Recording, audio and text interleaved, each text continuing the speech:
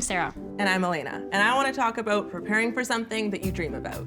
So, what kind of dream are you thinking of? Like going on a vacation, participating in a play, a sports team, or what? Yeah, anything that you want to accomplish, really. For instance, I always wanted to play roller derby.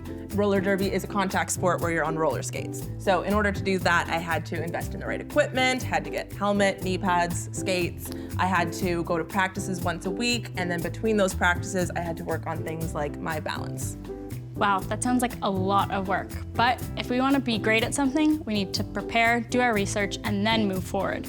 And don't forget to pray about it. If we want to do something really well, we have to partner with God and ask Him to guide us. Exactly. And that brings us to today's big idea, which is God equips us for great work. Let's check out the God story.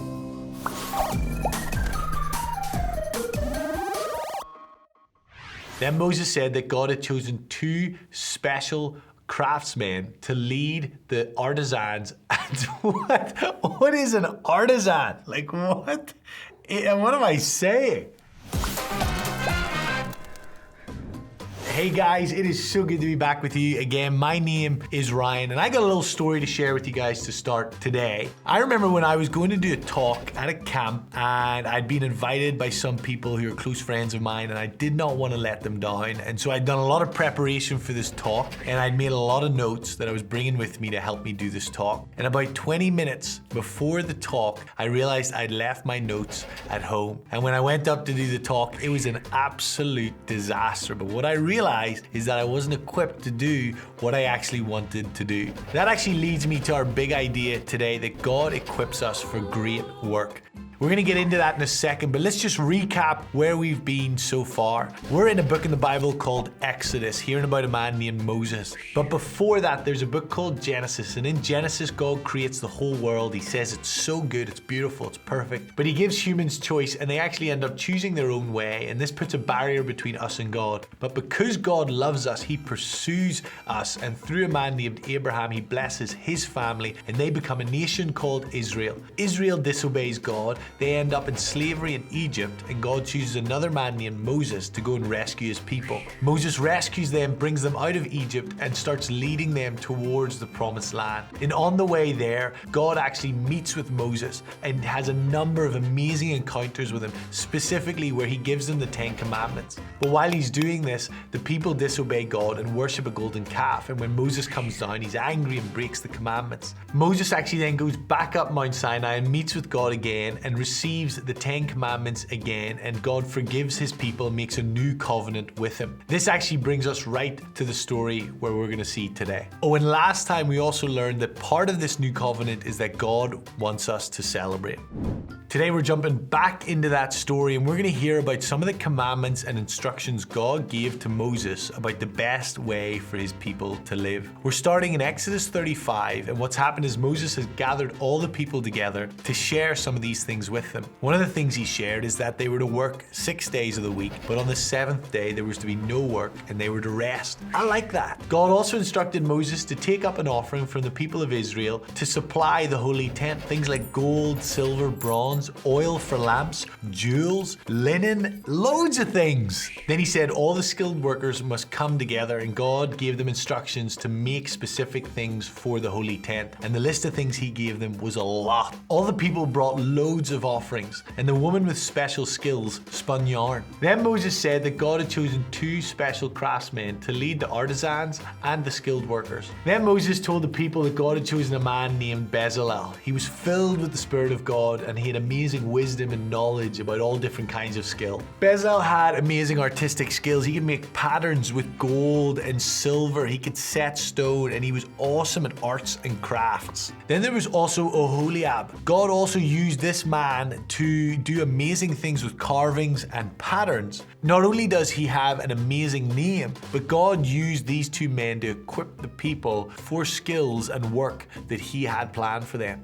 Let's read what comes next. Moses was speaking, and he said, "The Lord has gifted Bezalel, Oholiab, and the other skilled craftsmen with wisdom and ability to perform any task involved in building the sanctuary. Let them construct and furnish the tabernacle just as the Lord has commanded." Every day as they worked, people would bring offerings to supply the tent. Moses actually had to tell them to stop bringing stuff because they were bringing so many offerings. So with everything they needed, items and skills that God had equipped the people with, they actually finished the holy tent. Exodus 6:8-38 actually tells us the intricate details of this tent. This wasn't just your backyard tent that I used to go and camp in with my brothers. This was a beautiful, intricately designed tent that God would come down and meet with his people in.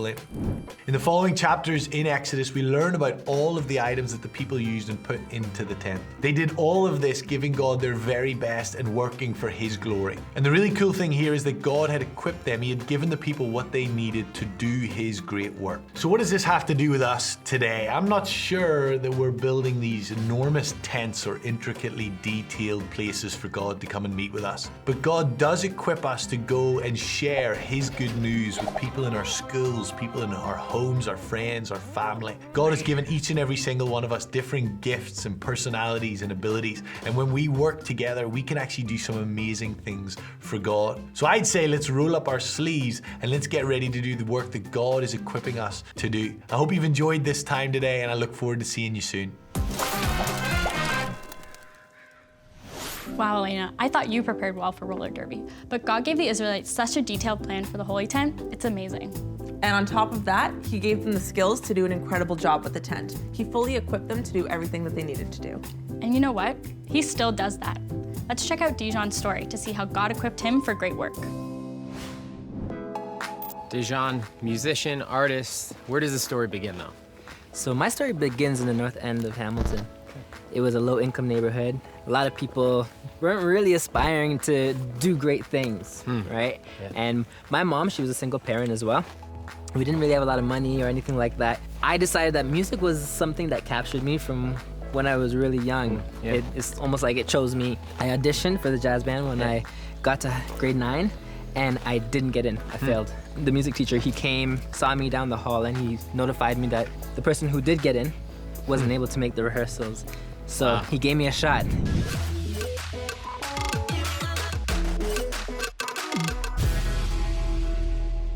Yeah, so here we are. This is the ARC recording studio. Wow, this is amazing. Isn't it beautiful? Yeah, it's super cool. Yeah. So where'd you find out about this place? Well, my friends Julius and Andrea, they built this place. This is their baby project. So yeah, for sure, I we see that. record here. Yeah, it's beautiful, comfortable. So you graduate high school, next step, where'd you go? Auditioned for Mohawk College and failed again. Didn't get into the first year music program. It just took me right back to, grade 9 when that happened.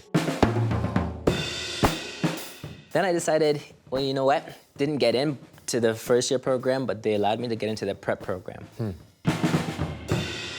And that's where I learned about Berklee College of Music. I saw that they were the #1 contemporary music school in the world. Wow. And I said, that's exactly where I want to go. And then I also found out that they offered a steel pan program. And then I got in. That's amazing. It was in Boston, Massachusetts, so that means I was gonna have to move. Yeah. And then also, it was a very big price tag.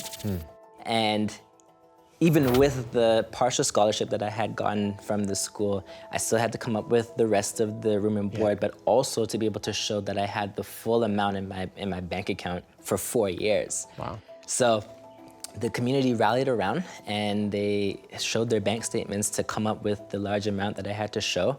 And that was just, again, another God wink, because my mom didn't have that money in her bank account for sure. So That's so cool to see how God's kingdom surrounded you with love by doing that step of showing their bank statements, because that's scary sometimes, that's crazy. exactly, yeah, definitely. So you went in for steel pan, let's check it out.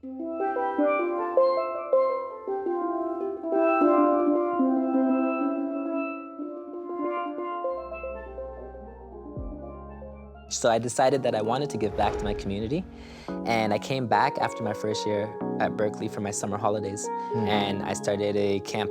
The camp was called Musicapalooza, and we still run it now. So that's heavily, what my summers consist of. Okay. Musicapalooza across Ontario now. And on top of Musicapalooza, I also do the motivational speaking. So I get to go all over the world and travel and speak to youth as well as, the young at heart, sometimes corporate as well. What are you doing now? We're obviously at a recording studio. Do you record stuff, do those things? Yeah, so I'm a recording artist, songwriter, So this is home, Yeah. you know, recording, and then I'm also a performer. So once we get out of the studio and we've created and, you know, we've recorded everything, then it's time to get onto the road and, you know, actually perform. Now you're at a place in your life where, you know, you're doing camp. You saw God work in some areas in your life, and, you know, now where is he in all of this? God equips us for great works. And I see that in so many different areas and facets of just my life story of going to high school and failing, you know, at getting into the jazz band at first, and then the same thing happening again at Mohawk, you know, but then learning about Berkeley, and always just having these little hurdles. But that even though we have the talents that he gives us, and even though he equips us, we still have to also work. That's amazing, man. Well, thank you for sharing your story, and it's so cool to see God working in your life and still working in your life, and, you know, using you as a kingdom grower, and it's amazing to see that. So thanks, brother. Thank you. Thanks for coming. Yeah.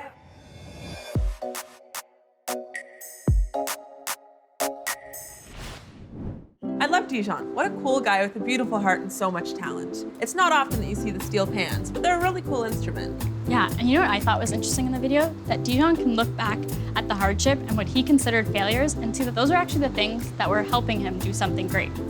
Yeah, God often uses difficulties that we go through to help us to grow and appreciate the skills and the talents that we have.